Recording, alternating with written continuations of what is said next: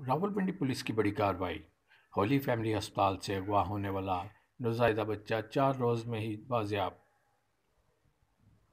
راولپنڈی سے سٹین ٹائمز کے نمائندے کے مطابق ہولی فیملی ہسپتال سے اغوا ہونے والا نوزائیدہ بچہ راولپنڈی پولیس نے 4 روز میں ہی بازیاب کروا لیا۔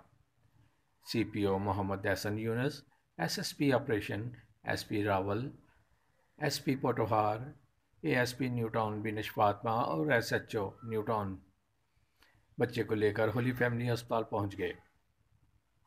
4 روز کی دن رات محنت، جدید سائنٹیفک ٹیکنالوجی، ہیومن انٹیلیجنس کی مدد سے بچے کو بازیاب کروایا گیا۔ بچہ ہولی فیملی ہسپتال نرسری میں پہنچا دیا گیا۔ والدین کے آنے پر ان کے حوالے کیا جائے گا۔